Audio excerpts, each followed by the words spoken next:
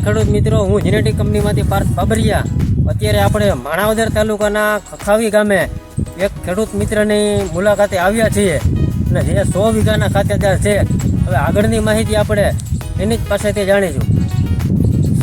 જય માતાજી ખેડૂત મિત્રો, મારું નામ ચુડાસમા જયપાલસિંહ મોહબ્બતસિંહ છે. માણાવદર તાલુકાનું ખખાવી ગામ અને મારા મોબાઈલ નંબર છે 9625459050.